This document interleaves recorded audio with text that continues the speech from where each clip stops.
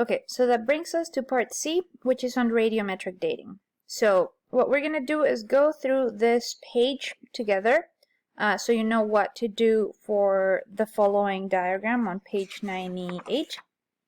And then after that, I'll take you through how it is that you're going to fill out the remaining exercises on page 99 and 100, but you will do them yourself.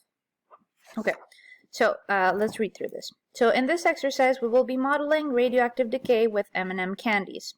So if you don't have M&M candies, you can use things like coins. Coins would be the best if they're kind of small.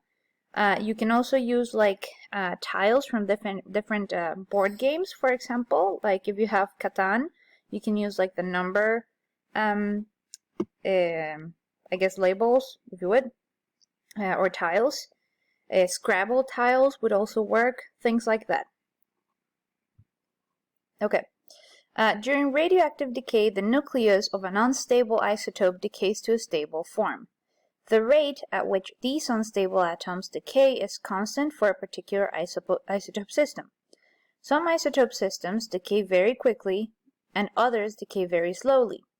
To describe the rate at which these atoms decay, we often use the half-life of an isotope system. So one half-life is the amount of time that it takes for half of the unstable parent atoms to decay to the stable daughter atoms. The half-life for some common isotope systems is shown to you in figure 2. So figure 2 is on page 98, right below the graph that you're supposed to fill.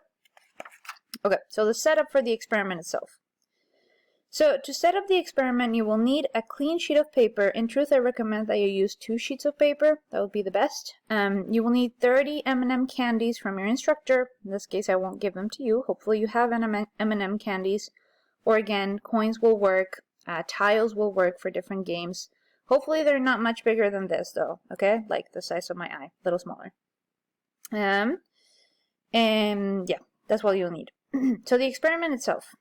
Each candy, coin, tile, has 2 different sides. One that is marked with an M&M logo for the M&M candies, but you can use, again, if you're using coins, heads can be the one with the M&M logo, and the blank side can be correspondent to tails. In radioactive decay, the chance that a particular atom will decay is random. In our experiment, those M&Ms, coins, tiles, that land in their printed side up are considered to decay. Those with the blank side up remain unstable atoms. So if you use coins, you could use the heads to be the parent atoms, the unstable ones, and those that land with the tails up, those are the daughter atoms, or the ones that have considered to be decayed. With Scrabble, you can treat them the same way that you did the M&Ms. So if they land with the printed side up or the letter side up, they are considered to decay. And if the blank side is remaining or is up, they remain as unstable parent atoms. Okay? So to document the experiment, you will need to use the graph on the following page. So let's go ahead and do that. Okay.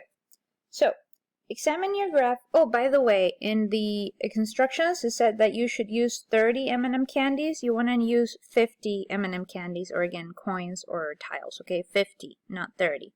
Otherwise, this graph is going to look really weird because you should have started with 50, not 30. Okay? So, lab manual has some typos, as we all know. So again, 50. Okay. So, again, it says after the fact that we should use the graph on the following page, examine your graph before you have shuffled the candies. You're at 0 shuffles. So that would be 0 shuffles. Okay? You should enter 50 M&Ms as parent atoms and 0 M&Ms as daughter atoms. So in here it tells us that we should use a closed circle for parent and an open one for daughter. So that's what we'll do. So the first shuffle, which is 0, we have 50 parents and we have 0 daughters. Let's set that back up. Okay. Okay. So then have one group member hold all 30 or all 50 candies in their hands, gently shake them up, and then roll them out onto the sheet of paper. So that's what you're going to do. So let's assume that I did that, and in this row I get that 20 of my parent isotopes, or M&Ms, have decayed. So I have 20 less, which means I only end up with 30 parents. And because I had 30 or 20 of the parents decay, that means that I'm going to have 20 become daughters. Okay? Good. I do that again. So after your first shuffle, count how many atoms have decayed. Again, that's what we did right here. And how many atoms did not decay. Enter the data on your chart, which is what we did. Because the atoms that have decayed are stable, these atoms will no longer decay and can be eaten. Yay. So if you did with M&Ms, you can do that. If not, then not. So these 20 that did decay will no longer be shuffled in the next shuffle. Okay? So for the next shuffle, you will only take the 30 that remain. In your case, it might be more or less than 30, and do it again. So let's say that I had those 30 remaining M&Ms, I shuffle them, and I get that 20 of them decay. So 20 of them decay, leaving me with 10 parents left. And because I had 30 minus 20 that decayed, that means that I get 20 extra daughter ones. So because I already had 20, plus another 20 from this next shuffle, now I have 40 daughter isotopes. Okay? If I do that again with my 10 remaining parent isotopes, again, you don't count the remaining ones, so I only have 10 M&Ms now for the next shuffle. Let's just say that I got 7 parent isotopes left, which means that only 3 decayed that time. So for daughters, I have 3 extra, so I get now 33 daughters. Or 43 daughters, excuse me. I do it one more time. Let's say that from the 7 parent isotopes that I had, 2 decayed.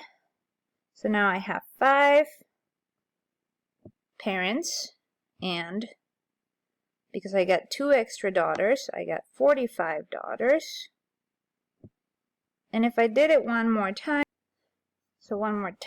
I would get, let's say that from the 5 remaining parent isotopes, 4 of them decayed. So in the last shuffle, I have only 1 parent isotope left. And because 4 of the 5 decayed, I add 4 daughter isotopes to my 45, which gives me 49 daughter isotopes at the end. And that's my resulting graph, pretty much. That's what I end up with. So after that, you will see that the next page, page 98, they ask you to record that, just like I did. And then later on, you will have to bring a smooth line to connect these. Okay?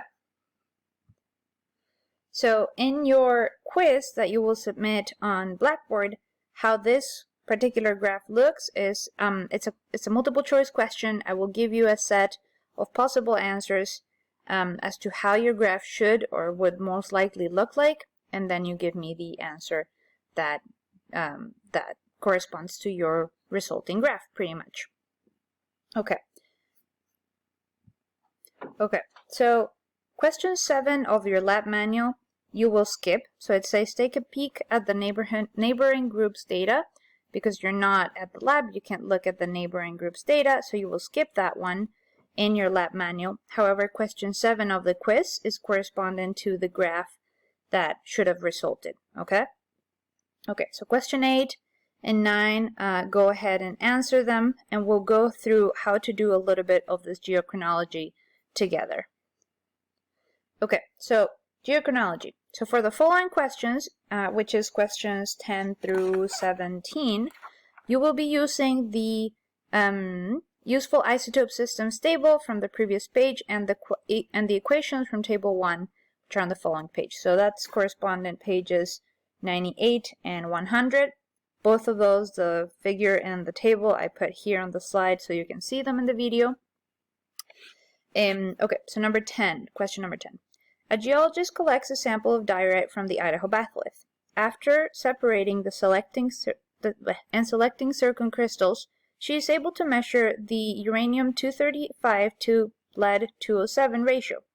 She determines that 92% of the uranium-235 atoms remain and only about 8% of the atoms have decayed to lead-207. Examine in Table 1 and the isotope system chart in Figure 2, which would be this one for uranium-235 to lead-207, when did these rock crystallize? So note that the scientific symbol for half-life used in these diagrams is T1/2. So that would be T1/2 over here, T1/2 over here. Okay, so the way we go about figuring this out is through the percentages they gave us. Those would be represented in the table, and then the specific system, the isotope system. So we already know that our system is going to be uranium-235 to lead-207, and the half-life is 707 million years. Okay, so what we have to do is examine this age formula, which is what you want, right? You want when did this rock crystallize, that's an age. And given the percentages that they gave us and the isotope system, figure it out. So they told us that the parent isotope, which is uranium-235, has 92% remaining, and then about 8% have already decayed to lead-207.